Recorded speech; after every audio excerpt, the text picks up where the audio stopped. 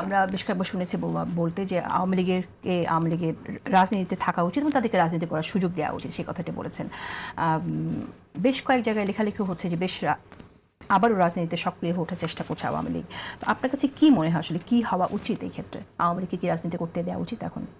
আচ্ছা, আমার প্রশ্ন হলো, বলেছেন উচিত কোন যুক্তিতে ঠিক এটা যদি আওয়ামী লীগের যে সকল সাংবাদিক আছে বা সচিবালয়ে সচিবরা আছে, চাকরি করে, অথবা মুচি আছে, কামার আছে, জেলে আছে, সব জায়গাতে তো আওয়ামী লীগের একটা স্টেক হোল্ডার বা অংশগ্রহণ ছিল এবং এখনো আছে। তো আমরা কি সামাজিক পুরা প্রক্রিয়া থেকে আমরা আওয়ামীপন্থী সাংবাদিকদের সাংবাদিকতা করতে দেব না, জেলেদের জেলে ব্যবসা করতে দেব না, সচিবদের সচিব থাকতে দেব না, এইরকম কি একটা রাষ্ট্র ব্যবস্থাপনা আদৌ হওয়া উচিত?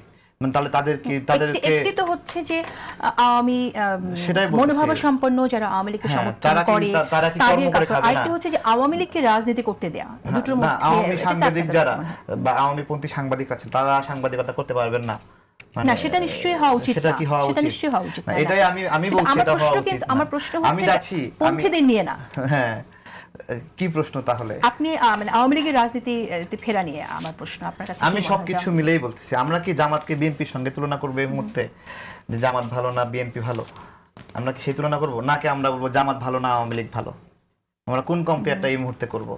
কোন কম্পেয়ারটা করা উচিত আসলে, যে জামাত বেশি খারাপ না আওয়ামী লীগ বেশি খারাপ? কোন কম্পেয়ার করা উচিত?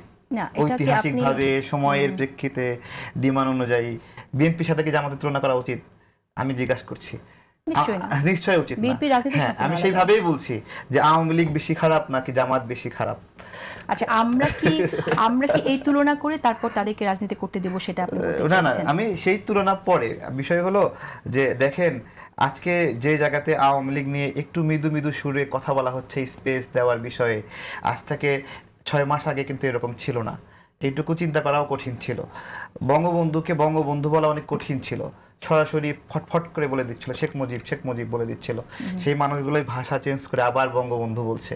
তো এই যে সময় যাচ্ছে আর সব মানুষের ক্ষমতায় থাকা অবস্থায়, শক্তিশালী থাকা অবস্থায় তাদের আচরণ কি, তারা প্রতিপক্ষের প্রতি কেমন আচরণ করে, এগুলো মনে হচ্ছে যে সব স্বাভাবিক হয়ে যাচ্ছে। সব স্বাভাবিক হচ্ছে। আচ্ছা, আপনি এক জায়গায় বলেছিলেন যে আওয়ামী লীগের অফিস কি খোলা উচিত না, আজীবন বন্ধ থাকবে, শুধু জামাত বিএনপি রাজনীতি করবে আর কেউ করবে না, এটা উচিত না, আস্তে আস্তে সব স্বাভাবিক করতে হবে।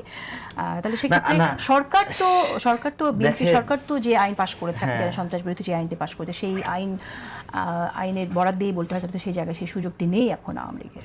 দেখুন, মুক্তিযুদ্ধের বিরুদ্ধের একটা শক্তি তার আশেপাশে সবাইকে টাকা পয়সা, দান খয়রাত, জাকাত ফেতরা দিয়া তারা বলতেছে আসো শক্তিশালী হই।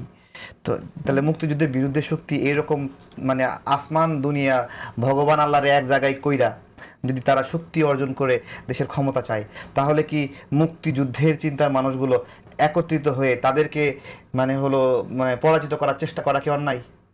আমার কথা বলতেছি, তারা যেভাবে বিজয়ী হতে চায়, আচ্ছা হ্যাঁ, সেই জায়গাতেই আমি বলছি যে আমাদের তুলনাগুলো করতে হবে।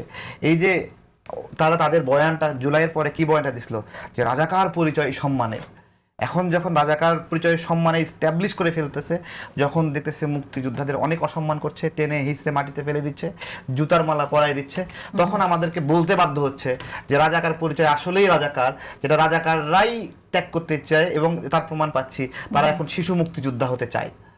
হ্যাঁ, তারা রাজাকার পরিচয় ধারণ করতে চাচ্ছে না, তারা বলছে আমরা রাজাকার না, কিন্তু পাশেই আল বদর এটিএম আজহার বসে আছে। আচ্ছা, আপনি যেটা বলছেন যে মুক্তিযুদ্ধের পক্ষে যারা শক্তি সবাই মিলে তাদেরকে ফাইট করার কথা বলছেন, তাদেরকে পরাজিত করার জন্য এক হওয়ার কথা বলছেন, তো আপনি কি করে নিশ্চিত হলেন যে আওয়ামী লীগের সাথে এই শক্তি এক হবে না কখনো?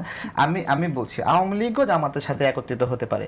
রাজনীতির জায়গা থেকে এরকম অনেক ঘটনা ভবিষ্যতে ঘটবে, অতীতেও ঘটেছে, ঠিক আছে, সেটা তো ঘটতেই পারে।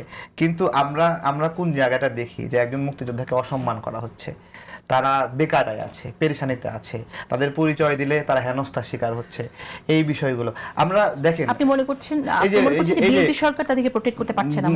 প্রোটেক্ট করতে পারেনি তো, বিএনপি তো ফজলুর সাহেবকে প্রোটেক্ট করতে পারেনি, তাকে শোকজ করেছে, এবং ফজলুর রহমান সাহেবকে হত্যা চেষ্টা করা হয়েছে, তার বাসায় সামনে মব করে এমন একটা এনভায়রনমেন্ট তৈরি করা হয়েছে।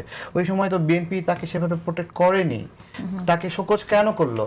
কারণ তারা মবের কাছে ভীত হয়েছিল ভীত হয়েছিল, এই যে রাজাকার শাবকদের কাছে ভীত হয়েছিল, ভীত হয়ে তাকে তড়িঘড়ি করে না, তাকে মনে হয় নিয়ে সমস্যা, তাকে বিএনপি কিন্তু কনফিউজ ছিল যে মুক্তিযোদ্ধার চিন্তাটা মনে হয় অনেক দূর নামের চিন্তা, এখন মনে হয় এটা ধারণ করা যাবে না। তারা কনফিউজ ছিল, তারা এটা বলেনি। কিন্তু তারা যখন দেখছে যে রাজাকারদের মানে ফেস করতে হলে তাদের একমাত্র পাথেই হলো মানে প্রতিষেধক হলো মুক্তিযোদ্ধার চিন্তা ধারণা, এই বিষয়গুলো, এটা আসলে কেনা বেচার বিষয় না, এটা হলো আত্মিক শক্তি। যেই আত্মিক শক্তি দিয়ে তারা দৃঢ়ভাবে এই দেশদ্রোহী, স্বাধীনতা বিরোধী, দেশকে চায়নি এরকম একটা গোষ্ঠীকে প্রতিহত করতে পারে। এটা কোনো চেতনা কেনা বেচার বিষয় না।